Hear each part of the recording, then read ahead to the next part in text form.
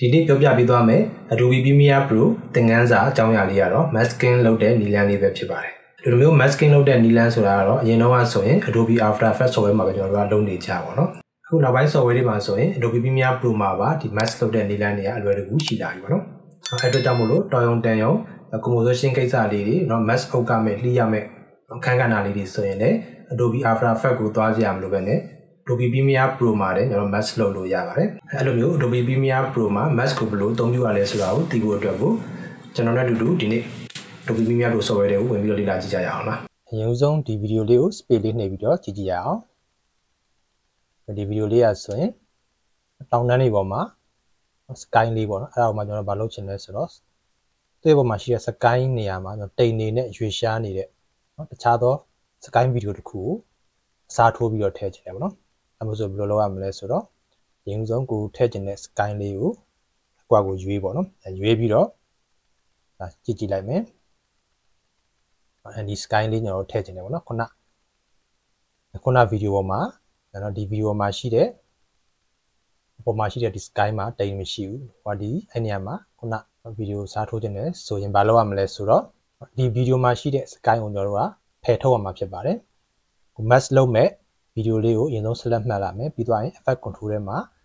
opacity ဆိုတာလေးရှိရပါတော့ opacity ထဲမှာ mask နဲ့ပတ်သက်တဲ့ tools လေးတွေရှိတယ်အဲ့ထဲမှာဒီ bezier tool fountain ပုံစံသင်္ကေတလေးနဲ့ icon လေးနဲ့ဒီ bezier tool လေးကိုကျွန်တော်ရွေးလိုက်မယ်အရင်ဆုံး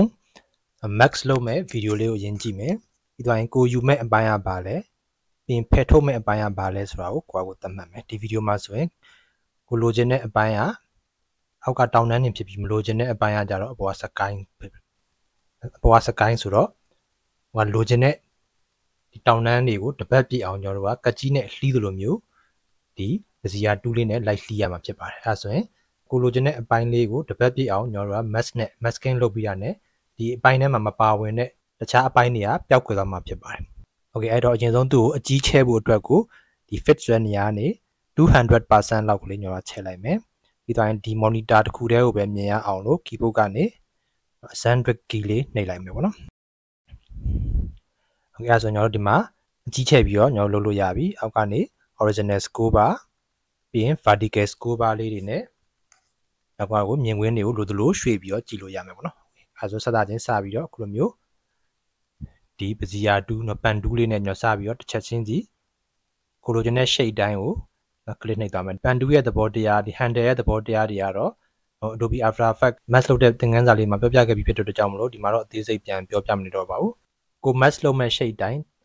စိတ်ချလက်ရှိနဲ့လိုက်လုပ်ကြရမှာဖြစ်ပါတယ်ဒီမှာတော့ကျွန်တော်ဒီကားကိုအစားဆုံးပြနေဗီဒီယိုကရှည်သွားမှာဆိုတဲ့အတွက်ကြောင့်မလို့အမြန်ရစ်လိုက်မယ်ပေါ့နော်โอเคအဲ့ဒီမှာကြည့်လိုက်မယ်ဆိုရင်တပတ်ပြည့်ကန်ဒီအချိန်မှာပထမဆုံးစပြီးတော့မှတ်ခဲ့တဲ့ point နဲ့ point ပေါ်ကိုထပ်ပြီးနှိပ်လိုက်တဲ့အခါကျမှသာဒီကျွန်တော်တို့တပတ်ပြည့်သွားမှာဖြစ်ပါတယ်ပန်တူးလေးကိုတင်လိုက်တဲ့အချိန်ပေါ့နော်အဲပန်တူးလေးရဲ့အောက်ညာဘက်နားမှာစဝိုင်းပုံသဏ္ဍာန်လေးဖြစ်သွားတဲ့အချိန်မှာကျွန်တော် click နှိပ်ရမှာဖြစ်ပါတယ်နှိပ်လိုက်ပြီဆိုရင်တော့တပတ်ပြည့်သွားမှာဖြစ်ပါတယ်အဲ့လိုမျိုးကျွန်တော်တို့တပတ်ပြည့်အောင် masking လုပ်ပြီးသွားပြီဆိုရင်မူလအတိုင်းကျွန်တော်ပြန်ထွက်လိုက်မယ်ပြီးရင်ခုန view ကိုလည်း200ကနေ fit ကိုပြန်ပြီးတော့ရွေးထားလိုက်မယ်ဒါဆိုရင်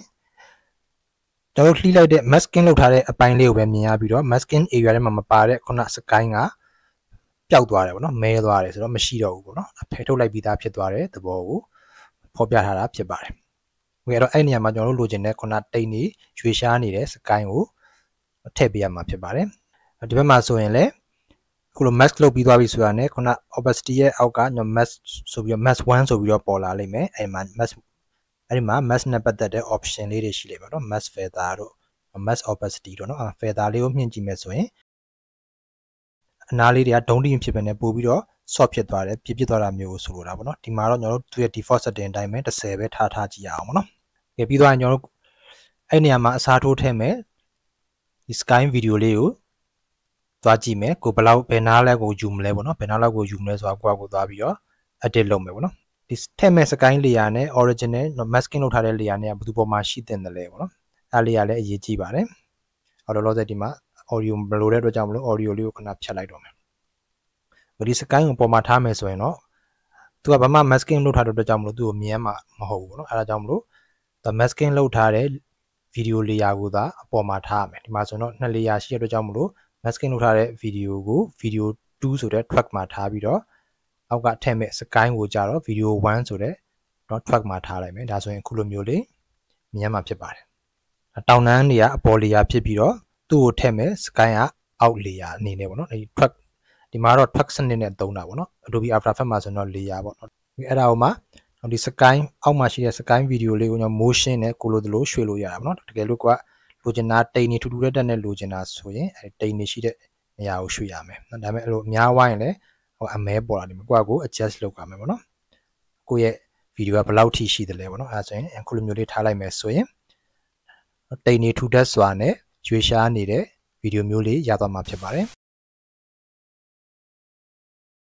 ဖြစ်ပါတယ်အဲဆိုရင်သူရဲ့နောက်စလေးကိုသူကွက်တိကြွားအောင်ခောက်သိမ်းလိုက်မယ်ပေါ့နော်โอเคပြီးတော့ညောဘာလုပ်မလဲဆိုတော့စာတန်းလေးပါတစ်ခါတည်းထိုးလိုက်မယ်ဒီတောင်တန်းအောက်ကနေညောစာတန်းတစ်ခုတက်လာမှာပေါ့ဒီမှာတော့ညောကညောရဲ့ Gambi channel နာမည်လေးကိုပဲညောရေးလိုက်မယ်ဒီ Gambi Studio မြန်မာဆိုပြီးတော့ကျွန်တော်တို့ကရေးလိုက်မယ်ပေါ့နော်ပြီးသွားရင်သူ့ကိုနေရာလေးချလိုက်ပေါ့စလုံးလေးကိုနည်းနည်းကြီးမယ်စလုံးလေးရဲ့ size ကိုဘယ်လောက်ထိရှာထားမလဲဆိုတာကိုယ့်ကို adjust လုပ်ပါနော်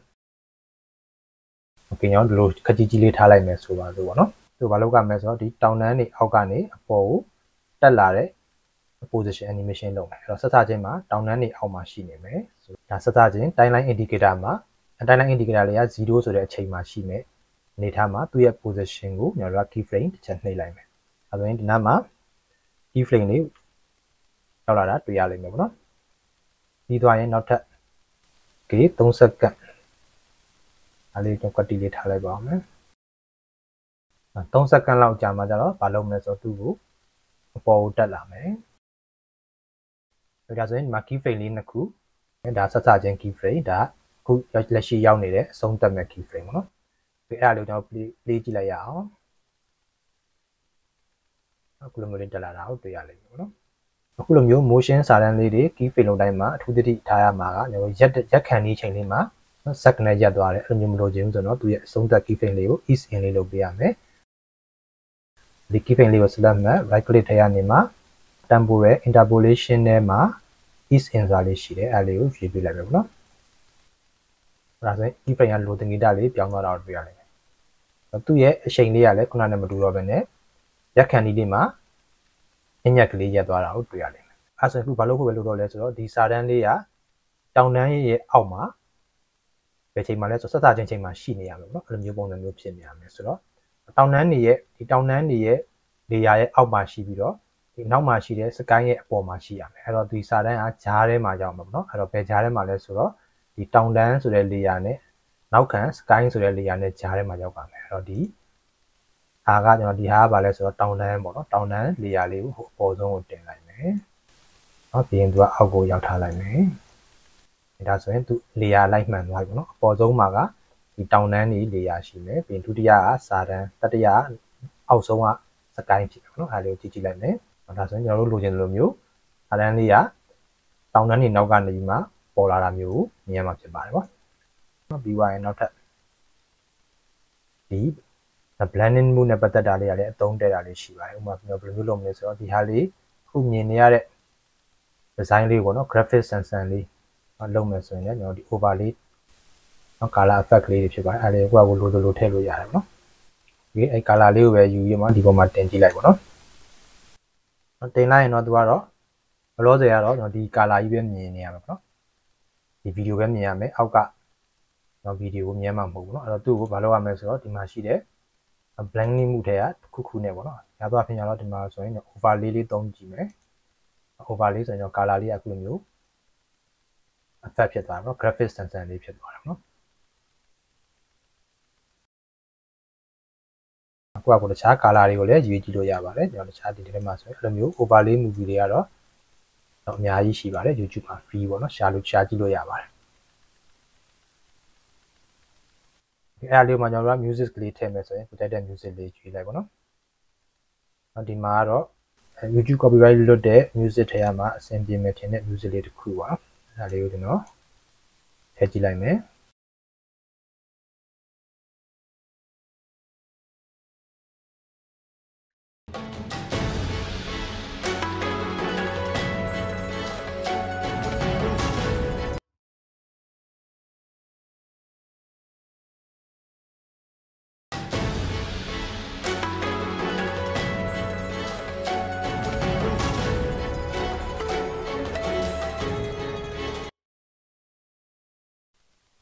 โอเคပြီးသွားရင်ကျွန်တော်ကိုလုပ်ထားတဲ့ဟာလေးကိုအစားဆုံးကြည့်ကျင်တယ်ဆိုရင်အကြီးချဲ့ပြီးကြည့်ကျင်တယ်ဆိုရင် control နဲ့ ascend drag ကြည့်လိုက်မယ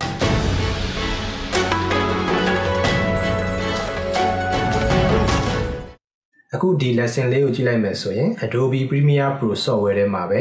mask ကိုဘယ်လိုမျိုးအသုံးပြုပြီးတော့ဘယ်လိုမျိုးနည်းလမ်းလေးတွေနဲ့ပေါ့နော်အဲဒါကိုလိုချင်တယ်လို့ဖန်တီးလို့ရလဲဆိုတဲ့သဘောတရားလေးကိုအနည်းဆုံးတော့အခြေခံအားဖြင့်တော့နားလည်လိမ့်မယ်လို့မျှော်လင့်ပါတယ်ဒီသဘောတရားပေါ်မှာမူတည်ပြီးတော့တခြားသောကိုမိမိလှုပ်ချင်တဲ့ပေါ့နော်မိမိလှုပ်ချင်တဲ့ဖန်တီးချင်တဲ့ဒီပုံစံမျိုးလေးတွေကိုလည်းချဲ့ထွင်ပြီးတော့ဖန်တီးလို့ရပါလိမ့်မယ်ဒီ lesson လေးနဲ့ပတ်သက်ပြီးတော့နားမလည်တာရှိလို့ပဲဖြစ်စေတခြားသောမေးမြန်းချင်တာရှိလို့ပဲဖြစ်စေဒီ video အောက်က comment လေးတွေမှာဝင်ရောက်ပြီးတော့ရေးပေးခဲ့ဖို့ကိုလည်းဖိတ်ခေါ်ပါရစေ။ Okay အဲ့တော့ကျွန်တော်ရဲ့ Gambi Studio မြန်မာ YouTube channel ကနေပြီးတော့မှ filmmaking နဲ့ပတ်သက်တဲ့သိသိတိတိုက်တဲ့ဘူးတုဒလေးတွေရဲ့နောက်ဒီ Premiere Pro တို့ Adobe After Effects တို့လို software အကြောင်းလေးတွေရဲ့ပုံမှန်တင်ဆက်ပေးလျက်ရှိနေပါတယ်။ဒီလို filmmaking နဲ့ပတ်သက်ပြီးတော့စိတ်ဝင်စားတဲ့လေ့လာခြင်းတဲ့သူတွေအနေနဲ့ကတော့ကျွန်တော်ရဲ့ channel လေးကို subscribe လုပ်ထားဖို့လည်းမမေ့ပါနဲ့ဦးနော်။ Okay အဲ့တော့ဒီနေ့ video ကိုတော့ဒီလောက်နဲ့ပဲအဆုံးသတ်လိုက်ပါရစေ။နောက်နေ့ video တွေကြရင်တော့ထပ်မံပြီးတော့ဆုံတွေ့ကြမယ်နော်။ Okay